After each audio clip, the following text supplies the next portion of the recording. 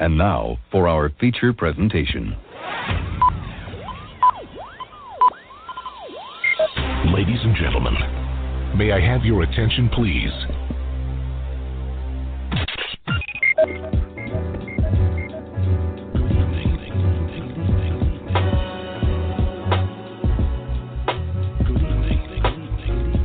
You're listening to Straight Talk with Dean and Mark.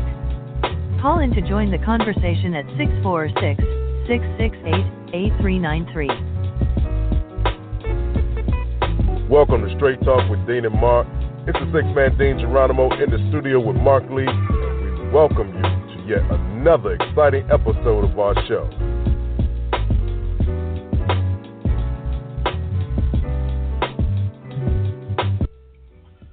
Ladies and gentlemen, good evening, good evening, good evening. Welcome back to Straight Talk with Dean and Mark. It's the six-man Dean Geronimo, and as always, from NJ to NC, I'm in the studio with my right-hand man, Mark Lee. So, Mark, tell me what's good in your neck of the woods, my brother.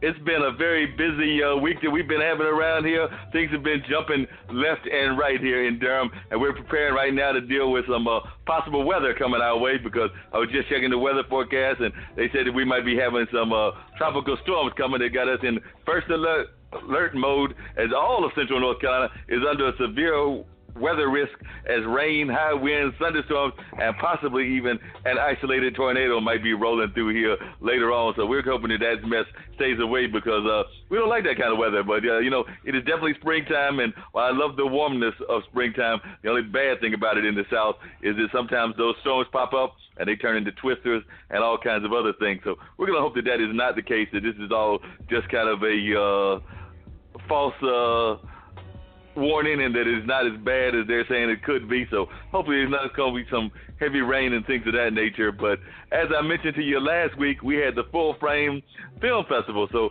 I did not get to as much as I have done in years past. Work schedule and things like that got in the way. Mm-hmm. But I did get by to a couple of events. Had the pleasure of meeting Stanley Nelson. Again, I've met him a couple of times, but I had a chance of talking to him, and he's the filmmaker that did the film about black colleges. He did the film about the Black Panthers, and he's just done a film about legendary jazz artist Miles Davis. So he was there and went to his talk. They did like a little speakeasy kind of conversation with the audience, so that was real cool. And then I had the pleasure of meeting, and I did not know how short she was, and this is my first time meeting her, but I met the iconic figure in terms of sexual relations and things of that nature. I met Dr. Ruth. Dr. Ruth is a very short woman. I think she's like all of 4'7". I sat down and was talking to a filmmaker and the filmmaker's funder, and next thing I know, they saw Dr. Ruth over there at the table, at the position where the hotel people check in and everything, and they were like, there's Dr. Ruth. And they called Dr. Ruth over, and we got into a brief conversation, not a long conversation, but I did have the pleasure of actually being in the same space with Dr. Ruth. And like I said, she's a short woman, but still is out there, still doing a lot of things and conversations about relationships and things of that nature. I want to say that they told me that later on this year, she will turn 91. So 91 and still out there doing this kind of work. So that's just amazing that she's 91, still looks like she had a lot of energy. She has actually, had a couple of husbands and actually outlived a couple of them. So she's definitely still out there rolling, and no telling what she might do as she goes on. She might even be like our friend that we talked about, McDolphin, and reach that 100 club. But, she still got a few more years to go. She got to wait about another 9 or 10 years, but there's no telling. Maybe she'll make that mark. And of course, everybody here is waiting. Of course, everybody here is really excited and waiting to find out what's going to happen. I don't know about excited, but they're waiting to see what's going to happen with Virginia and Texas Tech. All of our teams here in North Carolina got eliminated quite early. I know you got some ties to Virginia, so maybe you're rooting for Virginia, but Texas Tech is kind of an underdog, so who knows whose people are going to go for and everything. But that is who our championship game is, and that'll be shortly after our show. I think tip-off is around 9:30. And people are already saying that this is probably going to be one of the lowest scoring games ever, because both of these teams are known as lockdown kind of defenses. So unless the threes are raining, we might have a game that's in the 40s or the 50s. So I don't think you're going to be having any kind of high scoring competition in this particular one. But you got two different teams who've never been, which makes it, makes it a little more exciting. After a while, when the same teams start to go, people look at it and it's like, oh, well, they're back in the finals, yeah, whatever. I'll watch it when I'm, bored or whatever. But when you have two totally different teams, now it's like, all right, let's watch this game and see what ends up happening.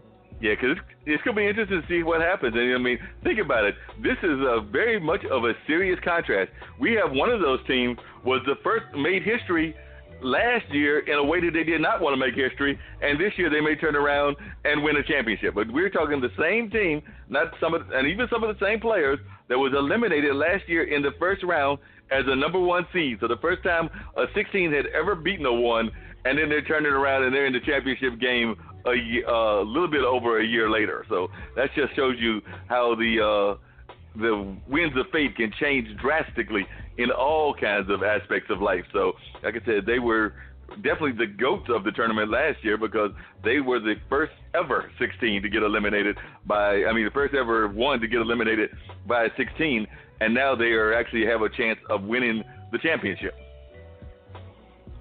Yeah, anything is possible, man. And you never know. Everybody all brackets are busted now, unless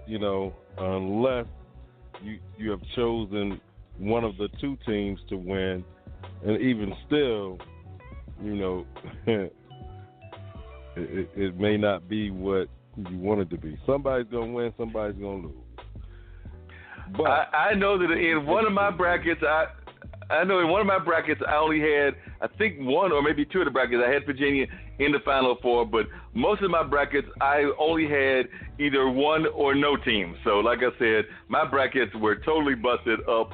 I think that when I was talking to the bracket that I do at one of my jobs over there in measurement, I want to say that the winner, that they might have only maybe one or two teams. Because I don't think anybody, because I asked the guy that runs the whole thing, and he said that nobody had picked Texas Tech, and there might have been 3 or 4 people that picked Virginia. So I'm thinking that anybody that's got all 4 of these teams in their bracket, they must have had some serious inside information that we did not have, because I don't know how anybody would have picked that in their right mind. Right. So you never know. You really can't say, right? You cannot say at all. And another thing that's going to be really interesting is I was just reading today that Durham schools are going to be closing May 1st because a quarter of the educators have requested to leave for a rally in Raleigh because, they're still trying to fight to get some better funding here around North Carolina for our educators. So at least I don't know about some of the other states. I'm sure some of them may be closing as well. But at least in Durham and the county here, they've already said that on May 1st, they are not going to be having any sort of things going on because in terms of classes, the Durham Public Schools announced that schools will be closed May 1st. It is essentially so that the teachers may rally for more funding at the state capitol in Raleigh. Last year, 42 school districts shut down as educators, so educators could lobby lawmakers for more money. So far this year, these districts have said 3 districts so far have said they will close on May 1st. So far, only 3 districts have said they're going to do that. But, it's still a couple of weeks away from May 1st, so they could change drastically. Could be more, could be less. But it says educators plan to march on 5 issues.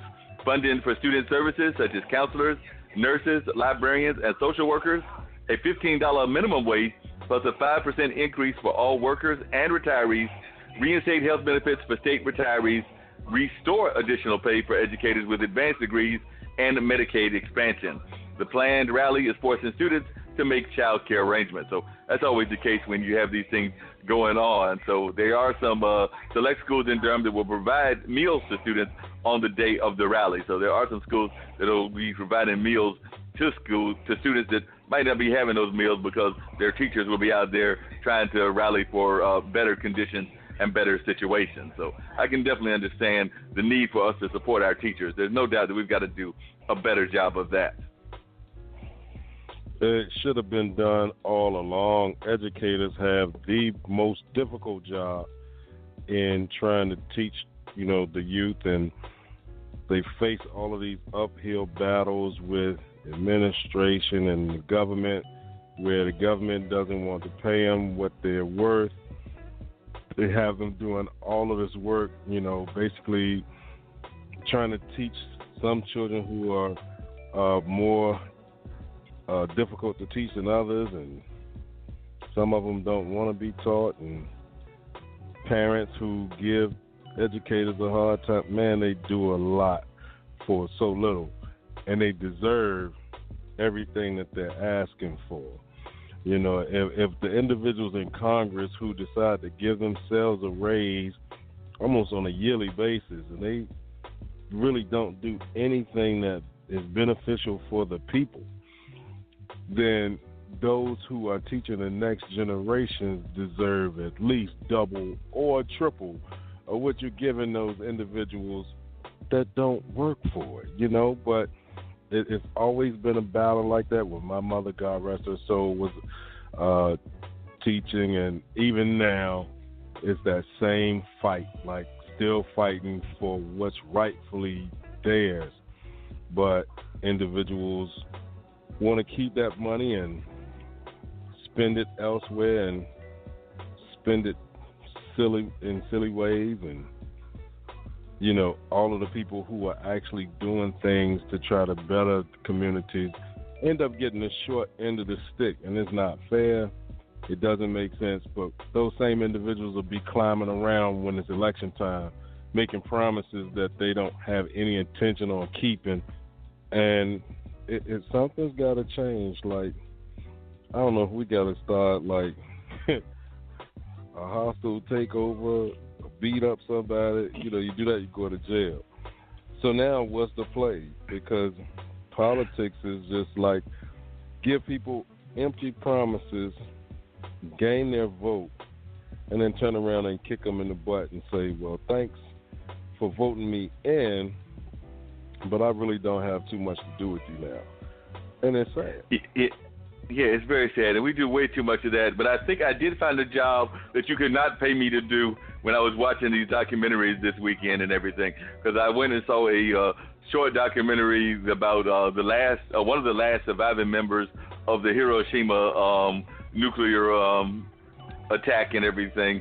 And she was one of the last surviving members. She was actually in a bank when the bomb dropped, and saw literally as she was leaving people that were having arms and other things just burnt and falling off. And one of her best friends, who she had just become best friends with, because these were young ladies, probably in their late teens or early 20s, she literally saw her die right next to her and everything, even though she had just talked about being with a fortune teller that had told her that she was going to live to 80, but that fortune teller in that case was absolutely wrong, because this woman passed right then and there next to the lady that was featured in this documentary. But the other movie that was featured, there was a short, was about these women, and I always want to mispronounce the country, but it's one of those Russian break-off countries that begins with an A, and they go around, I mean, there are guys that do it too, but these women go around basically demining militarized zones that had mines planted throughout their country. And I know there are other places around the world that do this kind of work also, where they're going around, and of course they've got on all the special gear and things of that nature, but some of that gear looked a little bit haphazard to me. It didn't look like it was the kind of bomb stuff that we see our people using and everything. But I don't know whether it's the complicated equipment that some of the people use, if they know about stuff in New York and California and some of the areas where this is a regular risk or whatever, or whether it's in these third world and second world kind of countries. I don't know that I could ever be talked into trying to go into an area where a bomb might be going off. I don't care whether I knew which wire to cut, and I would probably be the one to, they say cut red, and I'd be cutting blue, so, I'd be gone in a heartbeat. But I'm sitting there going, like, I just don't think that, there's certain careers that I'm pretty sure I do not want to have anything to do with. And as I was watching these women, I realized that was one of the careers. And ironically, one of the ironic things that I learned, because I actually talked to the filmmaker afterwards, is that a lot of these were single women, and this became like their economic way out because, like I said, they were raising their children alone. They had broken up with husbands. In some cases, maybe their husbands had died in the war or whatever, so they were single probably for a variety of reasons. But because of that, they needed to find a way to make a living, and they kind of bonded with each other, but they did not necessarily have any current relationships that they were talking about except for their community that they were with. But they did say that this was a way that they actually got involved in being in a community kind of environment,